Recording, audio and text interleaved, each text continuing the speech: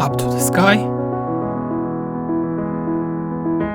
into the city, go beyond fields, police investigation, fire rescue, or simply a view of a beautiful lake.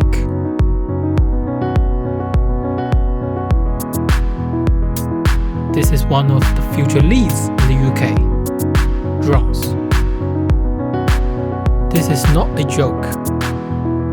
According to a report from PwC, by 2030, drones could lead to over £40 billion of GDP growth for the UK economy, creating over 600,000 new jobs. But on the other hand, they can make trouble. Or worse.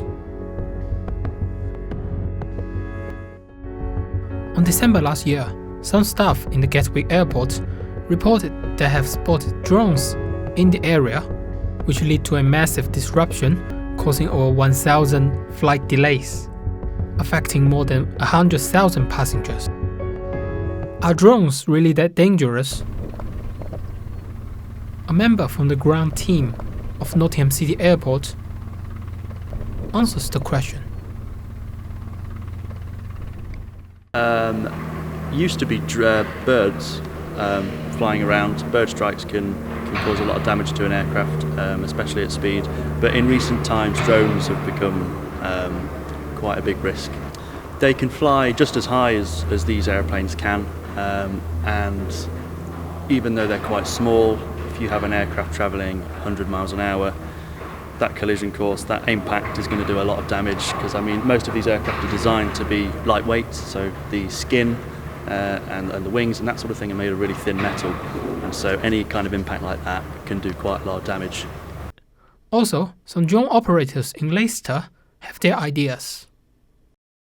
They've got quite strict controls on them, you know. I know people can change settings on them, but you know, they're restricted to 400 foot, this one is. You know, I think if you're responsible and stick to the limits, then I think that's reasonable.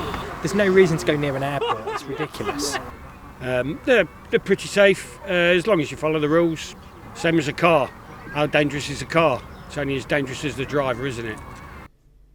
Most drones now in the UK can go up to 50 to 60 miles per hour and can fly up to 20 minutes each flight. Hit by a drone can cause serious damage. In fact, the current drone regulation has a detail.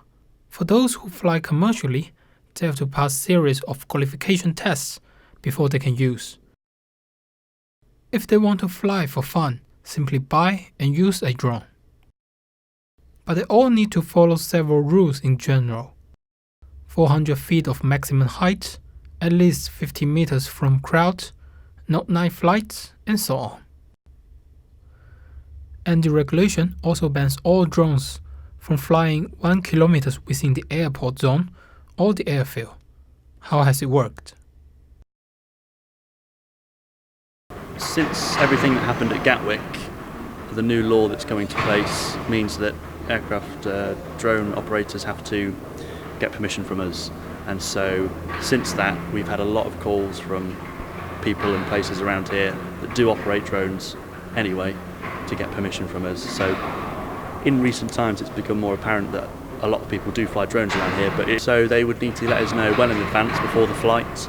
They would have to provide liability insurance, operating hours, a contact number. They need to tell us the intention of the flight, what they're doing it for, how high they're flying, whereabouts they are exactly. Other major airports, such as the East Midlands Airport,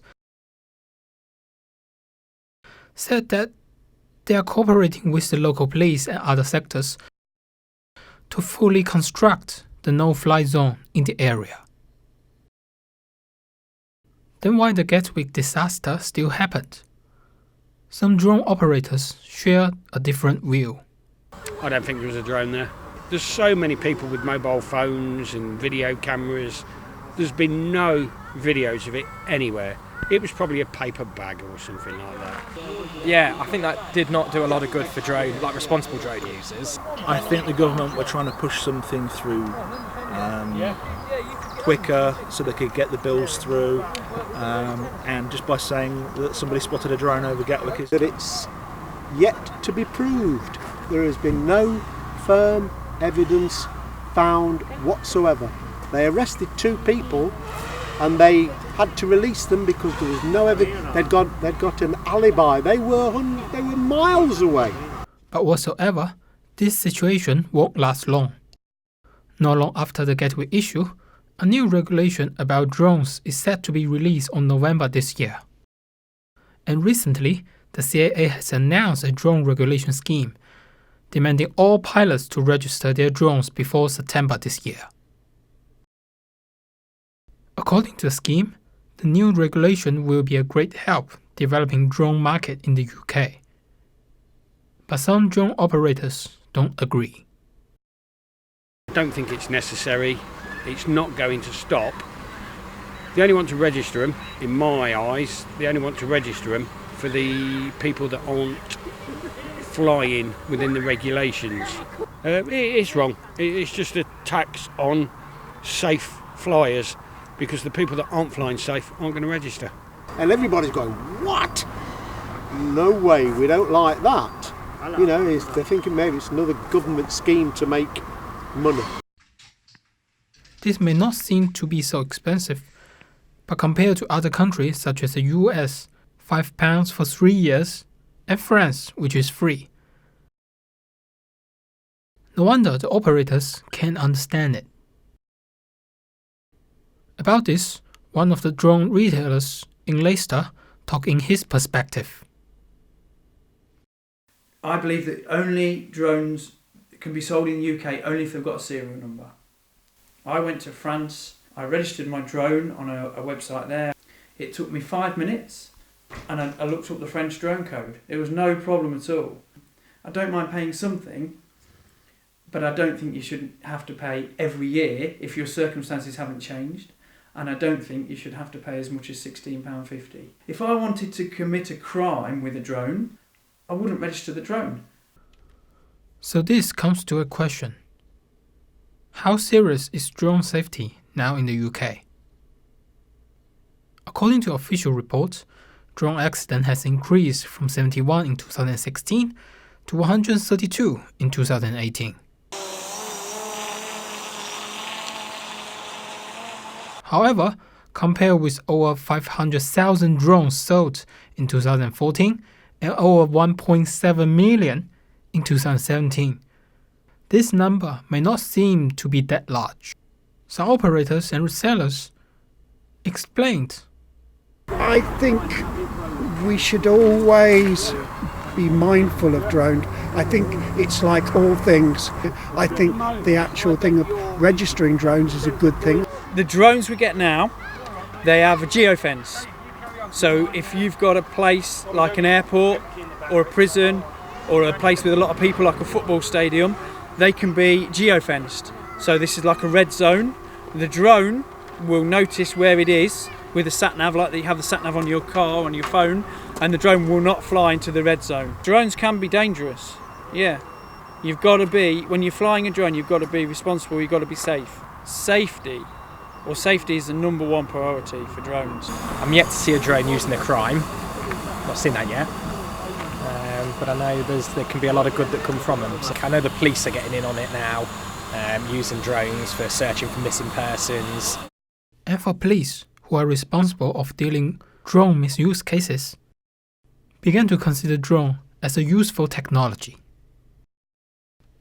One of them, the Leicestershire Police, said they have cooperated with the CAA to use the drone technology to benefit the life of the local people. So what will they expect for the future? I think education needs to be done. I think companies need to be more aware of what drones can do for them, but also drones can't do everything. The places for them to fly legitimately are few and far between. Gets me out of the house, meet some people that you never meet before, have some laughs, watching 1,000-pound drones fall out of trees. What more could you want on a Sunday afternoon? And I welcome any sort of technology that can be used to pinpoint where a drone signal is coming from. I'd welcome any sort of software or hardware that would take a drone out if it's near an airport. Racing pilot, I'd like them to realise that not all drones, including racing drones and fixed wings, are all the same. Yes, they can go up in the air, they can go and do flying around, but they're not all the same. A lot of people aren't flying drones to affect aeroplanes or do anything bad. They're just doing it because they enjoy it as a hobby or to take photos of things, and that's fine. Drones are here, they're here to stay. Okay, you're going to see more and more uses for drones, and the future of drones is bright. They're still trying to find their place at the moment, but they will. They're not going anywhere. It is still hard to say whether the drone is good or bad for the UK, since it can be a great way to entertain and could cause huge damage easily. But there's one thing for sure. As a modern technology that is becoming a way of life for the people of the UK, it's better to think what can be done to improve.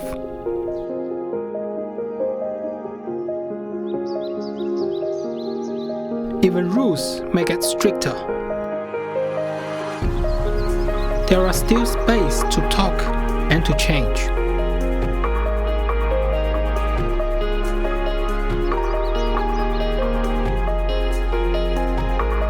Just as Chris said,